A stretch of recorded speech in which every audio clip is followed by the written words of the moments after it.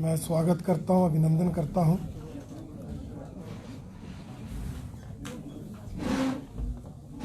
शुरू करें। हिमाचल प्रदेश सरकार का 1 साल का कार्यकाल पूरा हुआ, जो बेहद निराशाजनक रहा है, क्योंकि इस 1 साल में हिमाचल की जनता ने, समाज के सभी वर्गों ने इंतजार करने में ही बिता दिया। हिमाचल प्रदेश की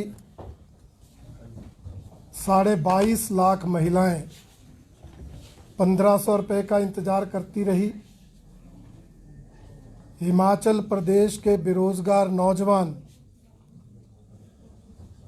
सरकारी नौकरी का इंतजार करते रहे।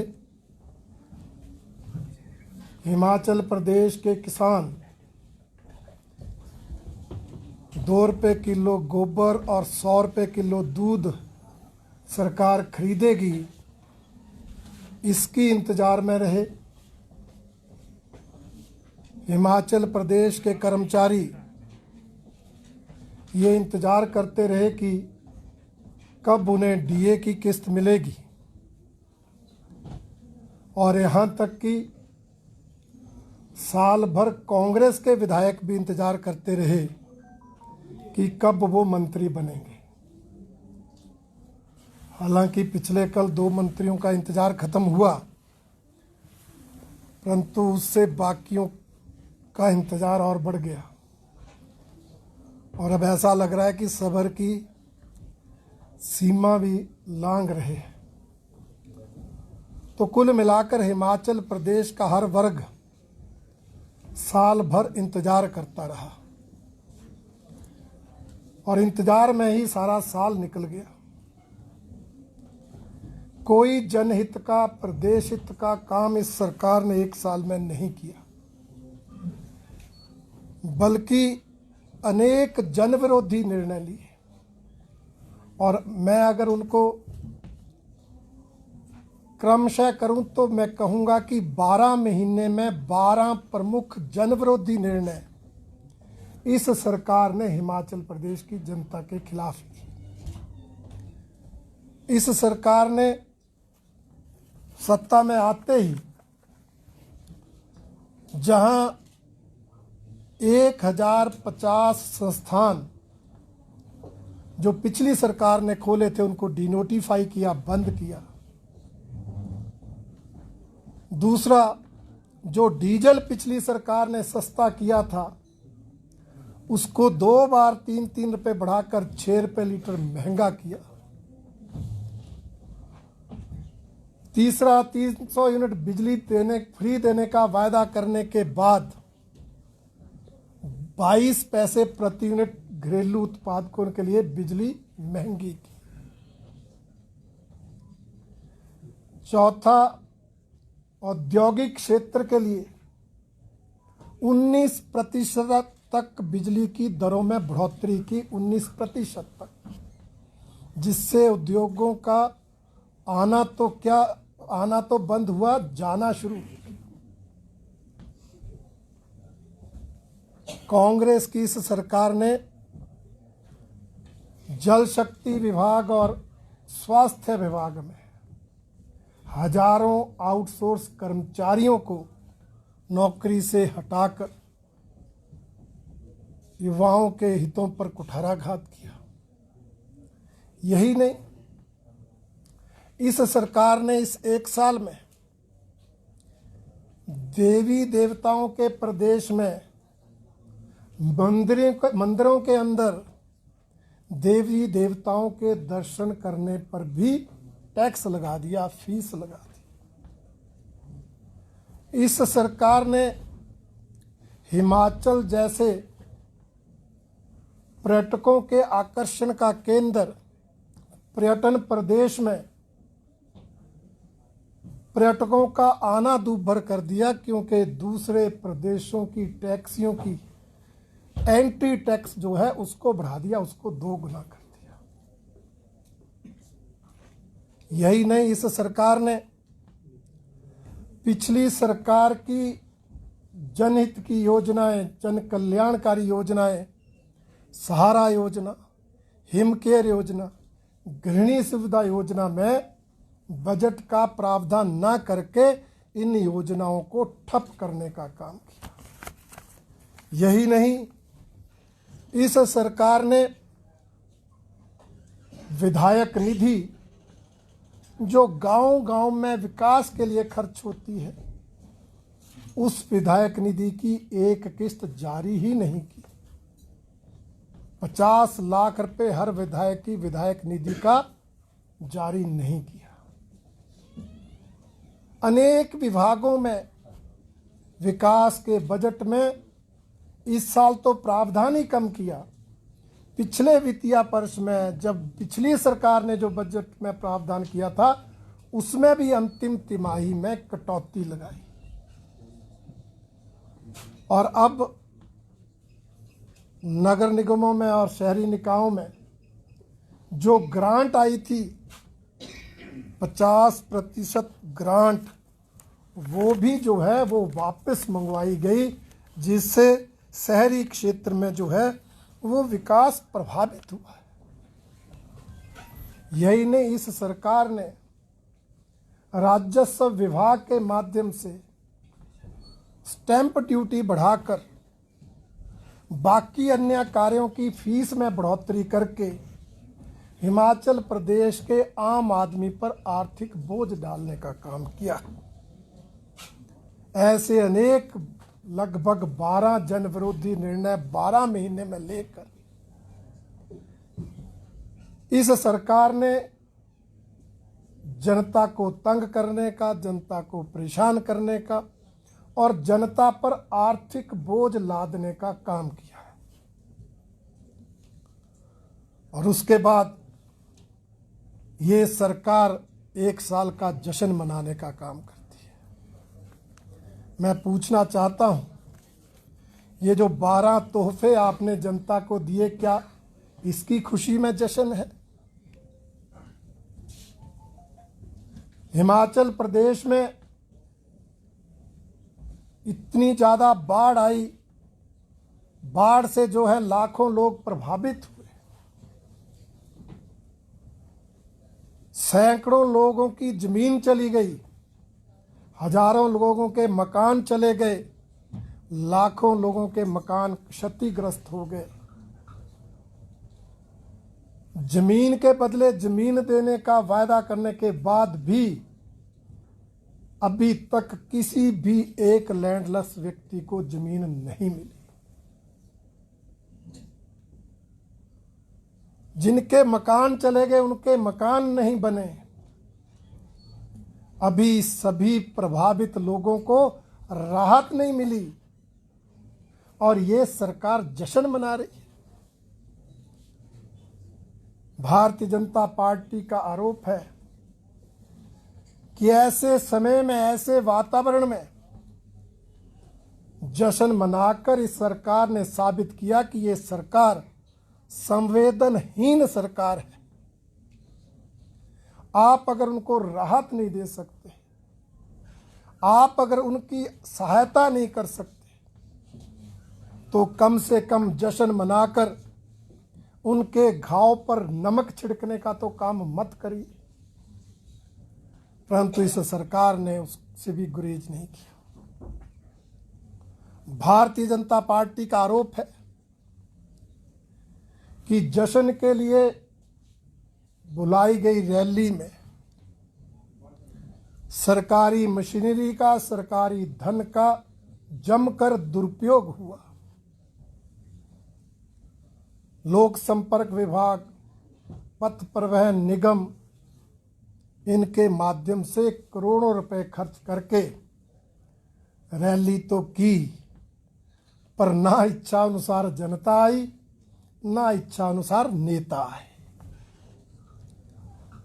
नेताओं ने भी समझा कि भाई जब जश्न मनाने के लिए काम ही नहीं किया है तो जश्न किस बात का। इस तरह से कांग्रेस सरकार की इस कार्यप्रणाली पर भारतीय जनता पार्टी गहरी चिंता प्रकट करती है। हमारा ये भी आरोप है कि पूरा साल मुख्यमंत्री श्री सुखविंदर सिंह सुक्खू जी प्रदेश की आर्थिक तंगी का रोना रोते रहे। यही कहते रहे प्रदेश की आर्थिक स्थिति ठीक नहीं है। इसके लिए हमारी पूर्व की भाजपा सरकार को दोषी ठहराते रहे। विकास के काम ठप कर दिए कि खजाना खाली है, जन कल्याणकारी योजनाएं बंद कर दी कि खजाना खाली है, कोई नई योजना नहीं चलाई कि खजाना खाली है, अपनी गारंटियां नहीं चलाई कि मेरे पास पैसा नहीं।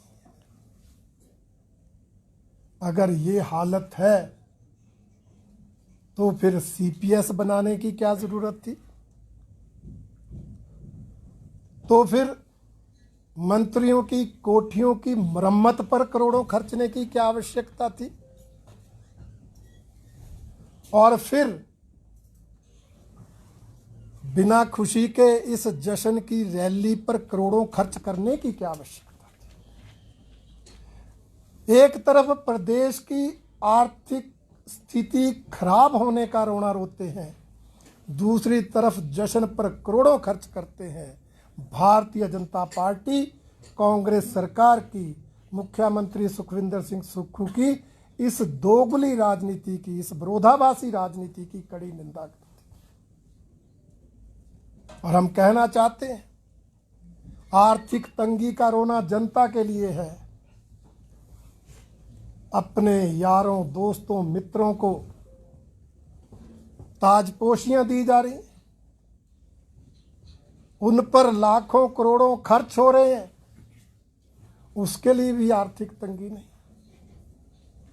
और एक साल में जो कहते थे हम आर्थिक स्थिति सुधारेंगे, उन्होंने 12,000 करोड़ का कर्ज एक साल में ले लिया, जो हमारी पिछली सरकार के पहले साल में लिए कर्जे से 2 गुना ज्यादा।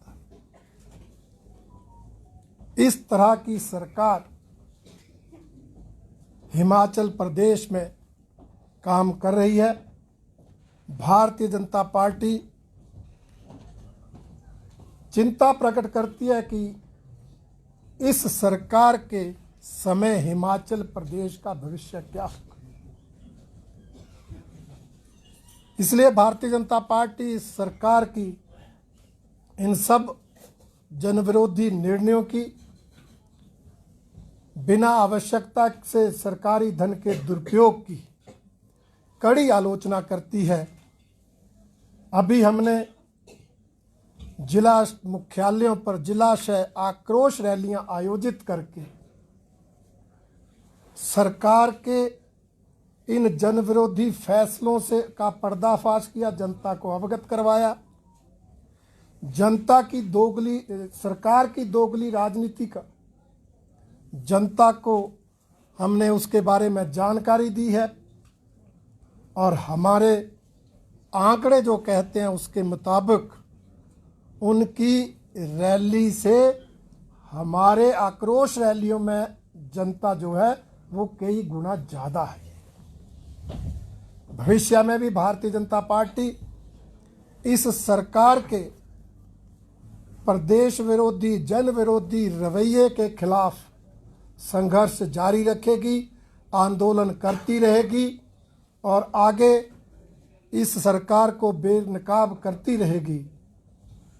और लोकसभा चुनाव में इस सरकार की जनविरोधी नीतियों के खिलाफ माहौल बनाकर और केंद्र की मोदी सरकार की जन कल्याणकारी योजनाओं के सहारे हिमाचल प्रदेश में 4 लोकसभा की सीटें जीतेगी। धन्यवाद।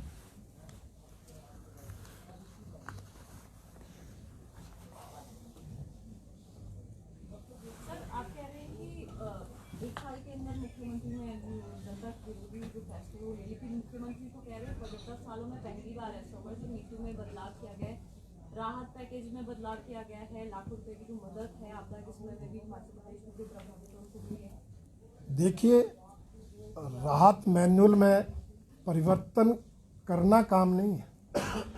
प्रभावित लोगों को उचित राहत पहुंचाना काम है। जब प्रभावित लोगों को राहत ही नहीं पहुंचेगी तो आप जो मर्जी नीतियों में परिवर्तन कर लो। परिवर्तन सार्थक तब होगा जब प्रभावित लोगों को राहत मिलेगी, उनका काम होगा, जो कि आज प्रदेश में नहीं हुआ है। सर, अब शीतकालीन सत्र भी है विधानसभा का, इस तरह के मुद्दे रहेंगे बीजेपी की तरफ से? देखिए, मुद्दे तो मैंने बहुत गिना दिए। इन सब मुद्दों को प्रश्नों के माध्यम से, चर्चाओं के माध्यम से, अनेक अलग अलग नियमों के तहत चर्चा लाकर उठाने का हम प्रयास करेंगे। और सरकार के 1 साल के कार्यकाल के बाद ये सत्र हो रहा है, इसलिए सरकार को कटघरे में खड़ा करने का काम जो है वो भारतीय जनता पार्टी का विधायक दल करेगा। पूर्व मुख्यमंत्री शांता कुमार और पूर्व मंत्री सुरेश भारद्वाज के बाद ब्राह्मण नेता के तौर पर भाजपा में आपको एक बड़ा चेहरा माना जाता है, परंतु जिस तरह से जिम्मेदारियां देने की बात है, जनता में चर्चा ये है कि रणधीर शर्मा को उस तरह की जिम्मेदारी दी नहीं जा रही है। क्या मानकर चले कि रणधीर शर्मा को पार्टी लाइन में जानबूझकर हाशिए पे रखा जा रहा है या इसका कुछ और कारण है? नहीं, ऐसा कुछ नहीं है। मुझे आज भी हिमाचल प्रदेश भारतीय जनता पार्टी की जो कोर कमेटी है प्रदेश की, उसका सदस्य बनाया गया है। पार्टी का जो मीडिया विभाग है उसका मैं प्रभारी हूँ। भारतीय जनता पार्टी का विधायक दल है उसका मैं सचिव हूँ। अब एक व्यक्ति को 3-3 जिम्मेवारियाँ मिली हैं, फिर भी आपको अगर ऐसा लगता है तो आप जाने, परंतु भारतीय जनता पार्टी जाति के आधार पर नहीं, बल्कि हर कार्यकर्ता को काम, हर काम के लिए कार्यकर्ता, इस नीति पर काम करती है। और अधिक से अधिक कार्यकर्ताओं को काम देकर पार्टी को सुदृढ़ किया जाए, इस योजना पर काम करती है और उसके कारण हमें सफलता मिलती है। पिछले दिनों जो आपकी जिम्मेदारी बदली गई थी, उसको आप प्रमोशन मानते हैं, डिमोशन मानते हैं? देखिए, जिम्मेवारी ना प्रमोशन होती ना डिमोशन होती है। पोस्ट को आप जोड़ सकते हैं प्रमोशन और डिमोशन से। ये जिम्मेवारी है, दायित्व है, उस दायित्व को पूरी योग्यता क्षमता के अनुसार निभाएंगे।